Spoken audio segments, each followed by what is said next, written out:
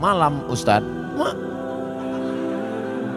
Assalamualaikumnya ada, cuman dia kayak selamat malam. Saya tak mau disebut selamat malam. Iya malam selamat, besok pagi. Apalagi udah kena lapor kan nih, ngeri-ngeri juga gitu kan. Iya, janganlah kalian mancing-mancing. Saya hamba Allah Pak Ustadz, alhamdulillah. Sekarang banyak orang hamba harta, hamba kuasa, hamba setan, hamba hantu. Bagaimana cara menjaga sholat agar lebih khusyuk dan tak malas Pak Ustadz? Itu nampak api kan? Kalau nanti terlintas di hatimu malas sholat, bakar jadi sebentar. Berapa lama kau tahan? Buatlah. Agak-agak gosong sedikit. Hai tangan, tahan kau masuk neraka nanti tangan. Nama kau nanti nama nerakanya neraka sakor. Masalakakum fi sakar. Kenapa kau masuk dalam neraka sakar? Lam naku minal musallin, karena tak sholat. Makanya Muhammad Ali kemana-mana bawa mancis. Muhammad Ali petinju, mana-mana bawa mancis. Padahal dia tak merokok. Tanya orang, kenapa kau bawa mancis? Asal terlintas di otakku mau buat dosa, aku bakar tangan. Kalau mancis tak mempan, obor bawa. Bagaimana sholat ini khusyuk Pak Ustadz? 5. Yang pertama, ketika berwudu khusyuk. Waktu menyuci tangan, bersih dosa dari tangan. Waktu memasukkan air ke mulut ke hidung, bersihkan dosa-dosa mulut, dosa-dosa lidah, dosa hidung. Waktu air dibasuh ke muka, keluar dosa-dosa biji mata, banyak silap salah. Waktu air menyiram tangan, keluar dosa-dosa dari ujung jari jemari. Khusyuk. Waktu air mengusap kepala, keluar dosa isi kepala yang kotor sampai ke lubang telinga. Waktu air menyiram kaki, keluar dosa-dosa kaki yang dilangkahkan ke tempat maksiat dan dosa. Makanya ketika berwuduk itu jangan bercakap. Ini banyak orang sambil wuduk bercakap. Itu loh, aku bilang sama kau kemarin, panjat pinang itu jangan besar-besar kali pinangnya. Modal kita pun tak ada, tapi kau itulah. Pak RT kan udah ngasih, Pak RW kenapa enggak juga? Entahlah, kentutlah sama dia gitu. Itulah maka tak khusyuk. Karena ketika wudhu masih bicara dunia. Lalu dari tempat wudhu ke tempat sholat tak boleh tasbih. Tasbih menggerak-gerakkan. Tak boleh. Tasbih tak boleh. Yang boleh tasbih. Subhanallah. Makanya kalau ada ngajak-ngajak ngobrol tak usah. Gimana kabar Anda? Subhanallah. Subhanallah. 3. Ada terdengar azan, jawab hayya 'alas shalah. La haula wala quwwata. Jangan bicara waktu azan. Siapa yang bicara ketika azan dikumandangkan, matinya mati su'ul khatimah. Begitu kata Syekh Imam Nawawi, Syekh Jalaluddin Abdurrahman As-Suyuti. Hati-hati. Lalu kemudian yang keempat, membaca bukan mutola'ah. Mutola'ah mulut tak bergerak. Waktu sholat itu membaca Allahu Akbar kabir walhamdulillah katsir. Ini banyak orang sholat mulutnya diam.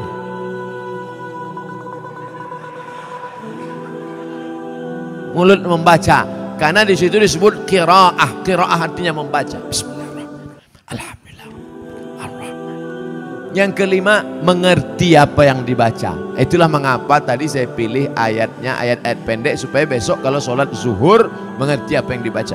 Wailul likulli humazatil lumazah alladzi jama'a malahu wa'addadah. Kebetulan kawan di sebelah itu asik ngumpul-ngumpul harta. Jama'a malahu wa'addadah. Yahsabu annama lahu akhladah.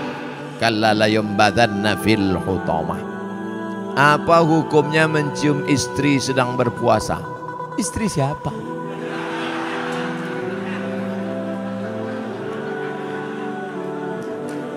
Kalau istri engkau yang kau cium maka tak batal. Dalilnya Nabi mencium Aisyah. Tapi kalau dia ihtiyat, hati-hati, takut dia tak bisa mengendalikan hawa nafsunya seperti Nabi Muhammad SAW, maka dia ihtiyat, dijaganya.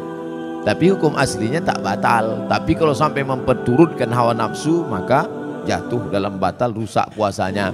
Man lam yada imsakun nafsi, menahan diri, anil mahzurati, dari semua yang terlarang, min tulu'il fajri, dari terbit fajar, ila ghurubi syamsi, sampai tenggelam matahari. Itu definisi puasa.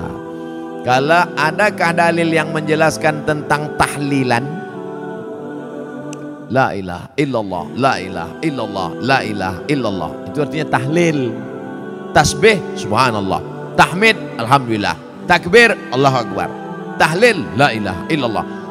Man halala, siapa yang mengucapkan tahlil, summa ahda thawabahu ilal mayyit, kemudian tahlil itu dihadiahkannya kepada si mayit, orang mati, yantafi'u bihi, pahalanya sampai dan orang mati itu dapat manfaat. Begitu kata Imam Ibnu Taimiyah dalam kitab Majmu' Fatwa Ibnu Taimiyah.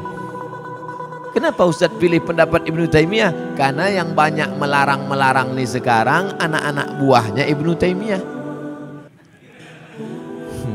Paham? Padahal Imam Ibnu Taimiyah dalam Majmu' Fatawa mengatakan siapa yang mengucapkan tahlil dihadiahkannya pahalanya pada yang meninggal sampai. Kalau dimasakkannya bubur kacang hijau, kenapa Ustaz tiba-tiba ingat bubur kacang hijau? Oke, bubur jagung kalau gitu. Lalu kemudian dihadiahkannya pahalanya untuk almarhum, sampai apa tak sampai? Sampai. Mana dalilnya? Mana? Kata Sa'ad, ummi matat, makku mati. Afa atasaddaqu anha, kalau aku bersedekah pahalanya sampai tak untuk emakku? Kata Nabi, tasaddaq, sampai. Sedekah enggak? Sedekah. Ayu sadaqatu afdal, apa sedekah yang paling afdal? Kata Nabi, saqyul ma', sedekah yang paling afdal mengasih air minum. Kalau air minum saja sampai, apalagi gulai baung. Artinya sedekah sampai, sedekah sampai, tahlil sampai. Apalagi bacaan Quran, Yasin wal Qur'anil Hakim, innaka laminal mursalin. Sampai apa tak sampai bacaan Quran pada orang meninggal dunia? Sampai. Bacaan Quran untuk orang meninggal dunia sampai. Mana dalilnya? Ketika Nabi SAW melewati suatu makam, diambilnya pelepah korma, ditusukkannya ke makam itu. La'allallaha an yukhaffifa 'adzabahuma ma lam yaybasa. Tasbih pelepah korma sampai pada orang yang meninggal. Apa komentar Imam Nawawi dalam kitab Majmu', dalam kitab Al-Minhaj Syarah Sahih Muslim Ibn Al-Ajjaj? Kalau tasbih pelepah korma saja sampai, apalagi bacaan Quran orang yang buka kitab Ar-Ruh, punya Imam Ibnu Qayyim Al-Jauziyah, murid Imam Ibnu Taimiyah, punya murid namanya Ibnu Qayyim Al-Jauziyah, punya kitab namanya Ar-Ruh, diriwayatkan sampai kepada Imam Ahmad bin Ambal lewat di suatu makam, ada orang membaca Al-Quran, Imam Ahmad bin Ambal melarang. Tapi orang itu menyebutkan riwayat hadis, ternyata perawinya thiqah, bahwa Nabi punya sahabat namanya Abdullah bin Umar, anak Umar bin Khattab, berpesan, kalau aku mati nanti bacakan di atas kuburku, pada bagian kepalaku pangkal Al-Baqarah, pada bagian kakiku ujung Al-Baqarah. Itulah dalil bacaan Quran sampai untuk orang yang sedekah sampai, tahlil sampai, baca Quran sampai. Sudah saya sebutkan dalil-dalilnya. Tak juga percaya, saya tak bisa menjawab. Habis. Saya cuma bisa minta nama lengkap supaya nanti kalau mati saya kirim. Kalau tak sampai, cepat-cepat kasih kabar.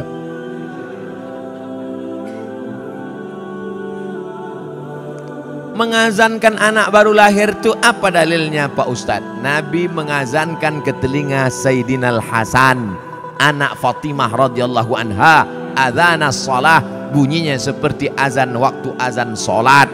Hadisnya disebutkan dalam kitab Sunan At-Tirmidzi. Nama kitab Sunan Tirmidzi, nama lainnya Jami' At-Tirmidzi. Status hadisnya hadisun hasan, hadis paling tinggi sahih, di bawah sahih Hasan tentang mengazankan bayi. Anak saya mengazankan. Allahu Akbar, Allahu Akbar. Tapi tidak kuat macam itu. Terkejutlah dia. Nah, makanya bapak ibu yang hamil sekarang istrinya nanti bapak azankan. Tapi yang anak sudah lahir tak usah azankan lagi. Ini anak udah semester 2. Balik dari sini. Sini sebentar. Allahu Akbar. Apanya ayah ini gitu.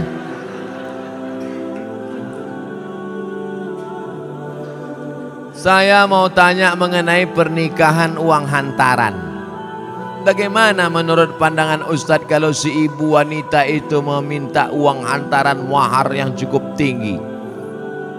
Ada tiga kemungkinan ini. Pertama memang mau bertanya masalah hukum. Yang kedua mau menyindir mak tua dari sini. Yang ketiga mau menawar. Perempuan yang paling baik aqalluha mahran, yang maharnya paling murah. Wahai ibu-ibu, turunkan harga mahar. Sebetulnya yang menetapkan harga mahar ini wali, ayah. Tapi sekarang banyak ayah yang anggota isti, ikatan suami takut bini. Maka yang berperan sekarang ibu-ibu, matre. Banyak perempuan lebih mau makan di daun daripada makan di pinggan. Oleh sebab itu turunkan standar ini sedikit. Jangan nanti setelah dia hamil barulah na'udzubillah datang dia baik-baik. Idza ja'akum man tardawna dinahu, kalau datang kepadamu orang yang baik akhlaknya, wa khuluquhu, baik agamanya, fazawijuhu, nikahkan dia. Illa taf'alu, kalau tak kau lakukan, takun fitnatun fil ardi wa fasadun arid, maka terjadi kerusakan yang amat sangat berat. Tolong jangan sampai anak-anak muda ini besok buat baleho turun ke jalan, turunkan harga mahar, turunkan harga mahar. Kemudian jodoh itu seperti apa Pak Ustadz? Apa orang yang sudah menikah terus meninggal terus menikah lagi, apakah itu berarti jodohnya juga Pak Ustadz? Karena berjumpa orang berjodoh atau karena jodoh dia berjumpa? Memang jam-jam 10:30 nih payah nangkap memang. Karena ada jodoh baru berjumpa atau karena berjumpa itu orang berjodoh? Karena ada jodoh lah maka berjumpa. Kalau tak ada jodoh sampai mati tak akan berjumpa. Kok Ustaz tahu? Saya pernah ngalami. Saya Dewan Juri Musabaqah Tilawatil Quran tingkat Provinsi Riau. Kalian pikir Ustaz alang-alang?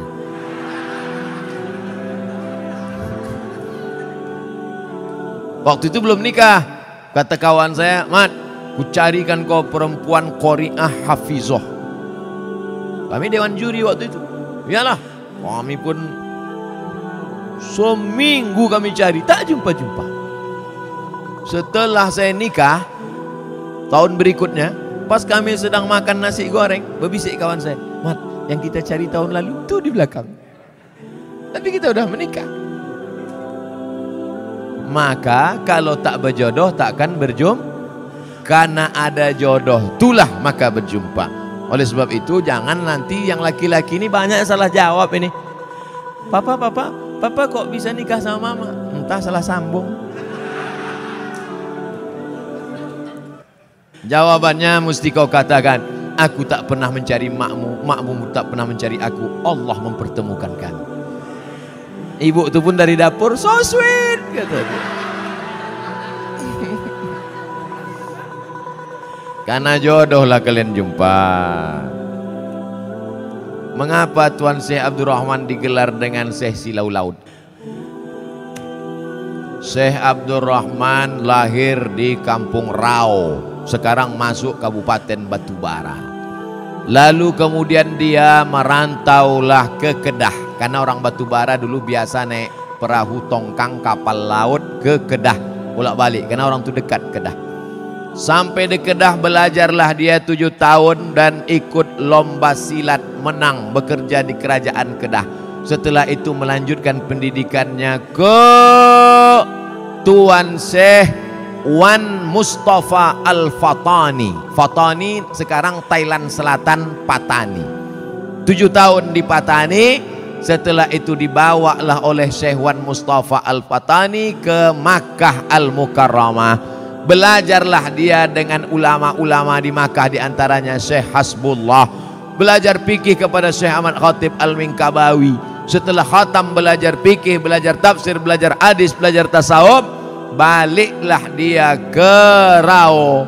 Lalu kemudian datanglah kerabat Kesultanan Asahan namanya Tengku Adil. Tengku Adil pun mengasih tanah. Wahai Tuan Syekh Abdurrahman, ini ada tanah. Nama tanah itu Silau Laut. Maka orang menyebutnya tak lagi sebut namanya, tapi Tuan Syekh Silau Laut. Sama macam siapa tu? Tuan Syekh Besilam. Padahal nama aslinya adalah Tuan Syekh Abdul Wahab. Kampungnya di Rokan Hulu, namanya Rantau Binuang Sakti, tempat lahir Syekh Abdul Wahab Rokan. Tapi yang dipakai adalah Syekh Abdul Wahab Rokan. Sekarang jadi Kabupaten Rokan Hulu. Biasa itu. Tuan Syekh mana? Tuan Syekh Fulan. Nama kampungnya yang disebutkan. Tuan Syekh Purba Baru. Padahal namanya Tuan Syekh Mustafa Husain. Nah, jadi nama kampung yang disebut. Itu maka disebut Tuan Syekh Silau Laut karena nama kampung itu. Apa karomahnya Pak Ustadz? Banyak karomahnya disebutkan dalam buku ditulis oleh cucunya. Namanya Tuan Syekh Doktorandus Haji Mansur bin Haji Syekh Muhammad Ali bin Syekh Abdurrahman, cucunya menulis buku. Ditulis pada masa Gubernur Raja Inal Siregar. Waktu haul dibagikan buku-buku itu. Banyak karomah disebut situ. Apa motivasi orang memasuki tarekat Sattariyah Pak Ustadz? Tarekat itu sampan. Ada sampannya namanya Sattariyah. Namanya nakhodanya Abdullah Sattari. Ada nama sampannya Saziliyah. Nama nakhodanya Abul Hasan As-Sazili. Ada nama sampannya Naqsabandiyah. Nama nakhodanya Bahauddin Naqsabandi. Ada nama sampannya Ahmadiyah. Tapi bukan yang aliran Ahmadiyah yang sesat. Tarekat Ahmadiyah. Nama nakhodanya Sayyidi Ahmadil Badawi. Itu sampannya.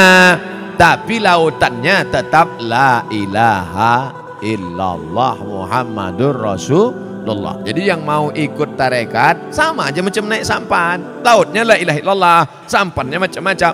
Ada yang mau sampan naik speedboat, mau cepat. Ada satu yang naik kapal tongkang kayu.